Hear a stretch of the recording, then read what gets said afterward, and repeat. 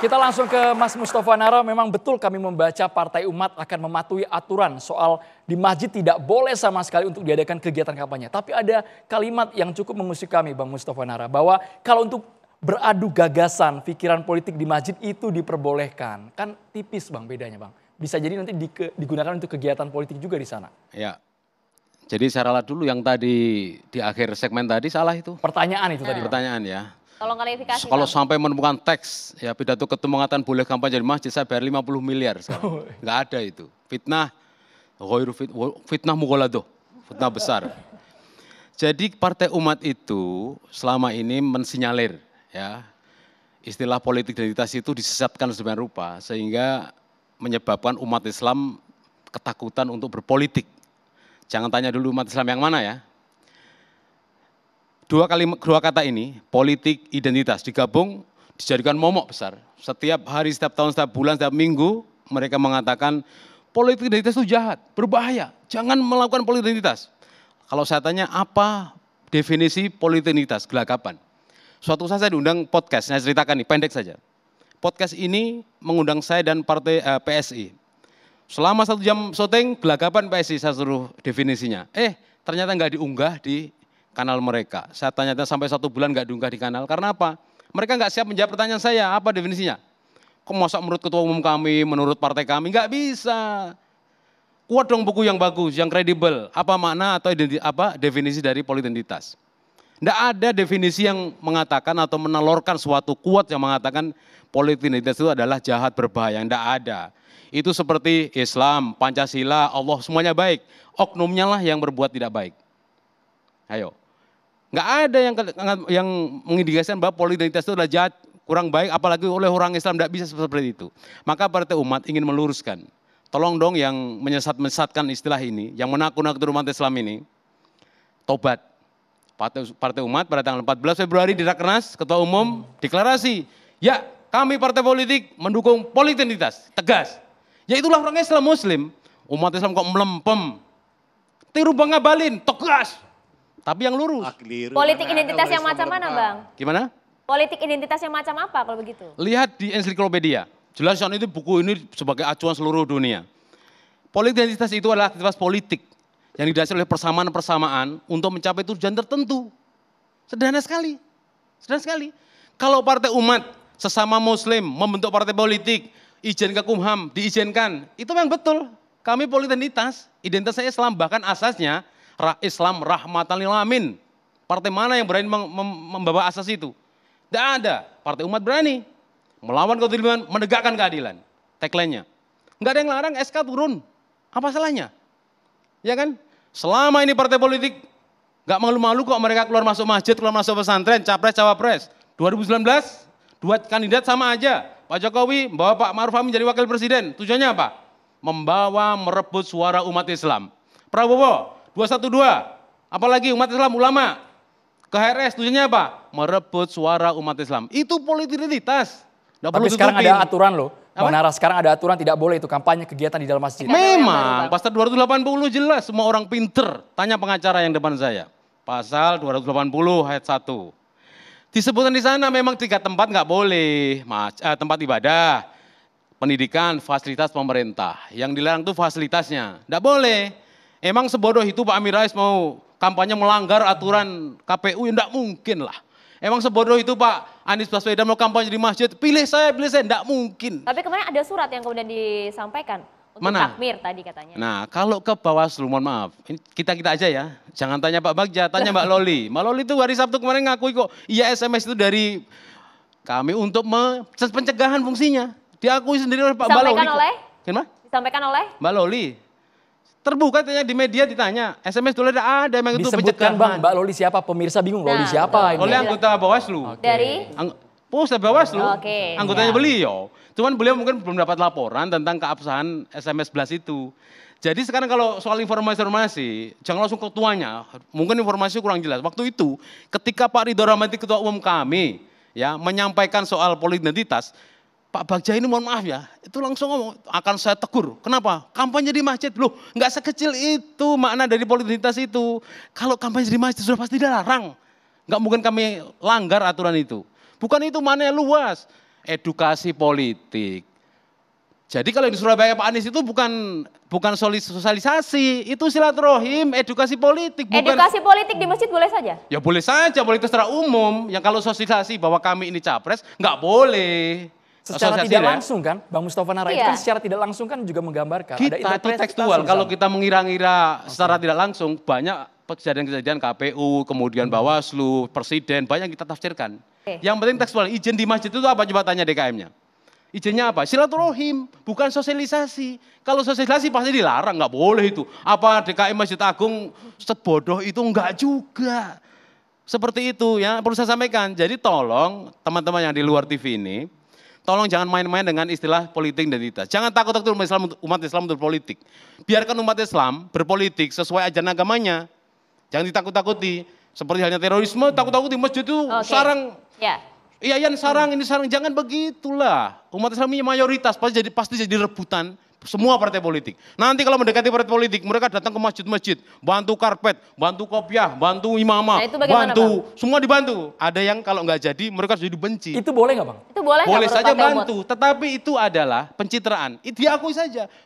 Salah satu ciri partai politik itu pencitraan, nggak perlu tutup-tutupin. Supaya bagus, lebih bagus, dia bantu masjid. Oke, mengenai yang batasannya. Kelihatan jahatnya, dia bertindak pakai style baju muslim, supaya seolah-olah sebagai muslim mendapatkan suara orang Islam. Itu sudah biasa. Tapi nggak perlu malu-malu kemudian mengatakan ini politik identitas itu jahat. Mereka praktek sendiri loh. Oke. Bang Tova, kita tanya batasannya kalau gitu, Pak Rahmat Bagja. Artinya kalau tadi edukasi politik di tempat ibadah, boleh tidak? Edukasi politik itu bisa diasosiasikan sebagai sosialisasi jika dilakukan oleh calon pasangan presiden. Itu permasalahan juga. Yang bersangkutan akan bercerita A, B, C, D misalnya. Bisa juga akan berkaitan dengan visi misi, program kerja yang bersangkutan, ataupun citra yang bersangkutan.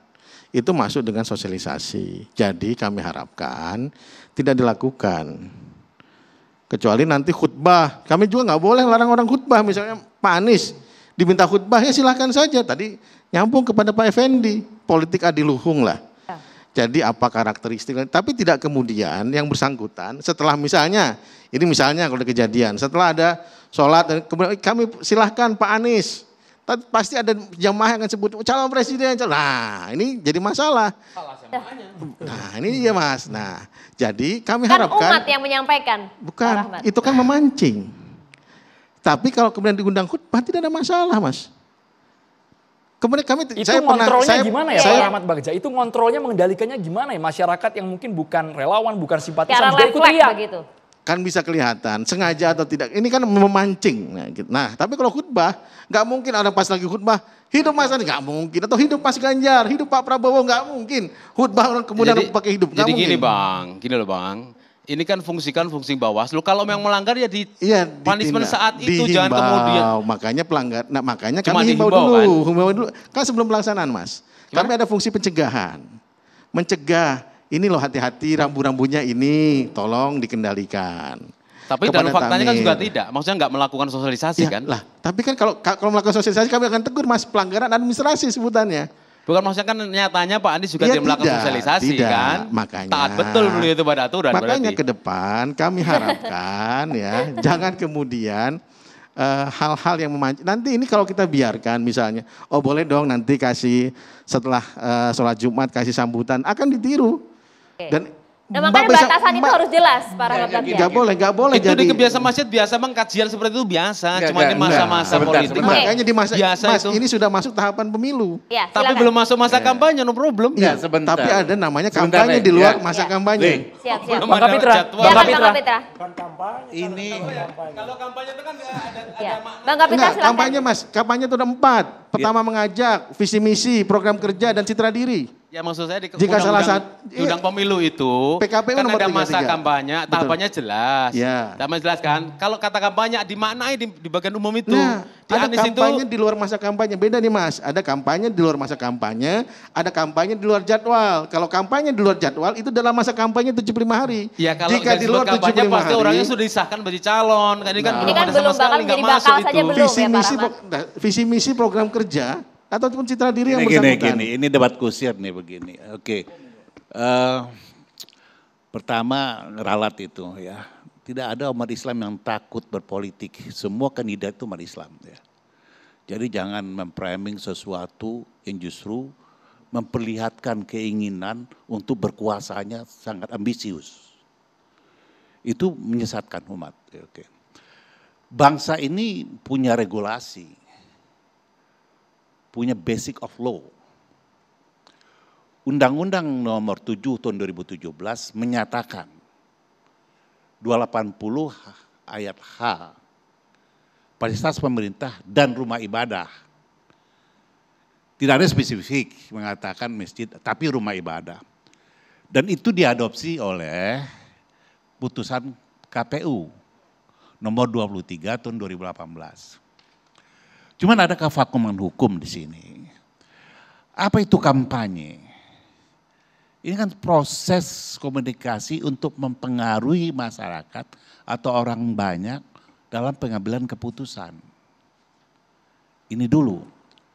Kedua, bahwa harus ada regulasi baru kapan forbidden talks itu, kapan pelarangan untuk menyuarakan diri sebagai calon kandidat, kapan mulai dilarang. Ini kayak ayam sama telur nih. Anies itu bukan caleg, bukan calon presiden. Siapa yang nyalonkan dia? Akhir begitu. Itu de jure, tapi de facto akumulasi aspirasi menjadikan dia bekal calon presiden itu mengkristal. Tidak oleh lembaga formal, partai politik, tapi juga di lingkungan komunitas. At least umat Islam. Kalau dia datang ke suatu masjid, jangan lihat hanya dia berada di masjid itu. Tapi sebelum di masjid dia melakukan apa? Sosialisasi. Sosialisasi itu bagian rangkaian, ke masjid itu rangkaian dari sosialisasi itu. Lalu lihat aturan mainannya. Boleh nggak ini? Nah kalau dia belum menjadi caleg, ini kevakuman. Belum menjadi calon, ini kevakuman hukumnya. Sesuatu itu boleh dilarang kalau ada undang-undang yang menjelaskan perbuatan itu terlarang. Disinilah Bawaslu berperan. Karena ada kevakuman hukum. Tadi kan sifatnya baru imbauan, Bang. Iya, karena dia mau di penalti sebagai apa?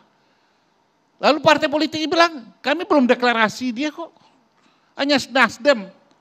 Nasdem tidak punya authority sendiri. Ya kan, bisa saja digadang-gadang lalu bubar kan. Ini juga hampir bubar kayaknya ya, kita nggak ngerti juga. Mungkin Partai Umat mau menyalonkan Pak Amin kembali, boleh jadi. Semua kan terbuka segala kemungkinan. Tetapi jangan kita mengemas retorika keagamaan, menakut-nakuti, ya toh, lalu menyerang identitas-identitas yang sebenarnya konteksnya berbeda apa yang disampaikan. Katakanlah presiden mengatakan perlu ada keutuhan bangsa ini menjadi hal yang sangat penting dari segala perebutan kekuasaan. Tapi kalau melihat politik identitas, Republik ini hadir karena ada politik identitas, mulai dari sekat Islam. Tapi kan gesekan antara agama, antar satu agama, itu meluas kepada gesekan pemutusan silaturahim yang dilarang oleh agama Islam itu sendiri. Apakah jika kamu berkuasa kamu akan memutuskan silaturahim? Nah inilah yang dijaga oleh negara ini. Nah kita menginginkan ada aturan yang jelas, ya, aturan yang jelas kapan startnya, ya, kapan finishnya, kapan dia masuk dalam ranjau sesuatu yang terlarang, kapan ranjau abu-abu. Baik, itu nanti akan dijawab secara spesifik dengan Bawaslu. Tapi kita ke Bang Ali Mukhtar Ngabalin terlebih dahulu. Bang Kapitra ke Bang Ali Mukhtar Ngabalin. Kalau kata Bang Mustofa Nara sebenarnya kalau untuk edukasi, gagasan politik di masjid tidak masalah ya, Bang Mustofa Nara. Selama bukan kampanye, Bang Ngabalin. Selama bukan kampanye, Bang Ngabalin. Berbeda. Bergantian kalau izin, edukasi Bang di masa pemilu, ini bukan edukasi, ini kampanye yang terselubung dengan bungkusan-bungkusan busuk seperti ini. Ya. Ini bahaya. Bagaimana dengan Kita respon Bang harus tegur Ngabalin? itu. Batasannya bagaimana Bang? Ada dua hal yang harus diperhatikan dengan baik. Yang pertama, Bawaslu itu sebagai institusi negara memiliki tugas, fungsi, dan kewenangan yang jelas. Artinya tanggung jawab partai politik, tanggung jawab lembaga-lembaga yang dibentuk oleh negara, dan tanggung jawab politisi.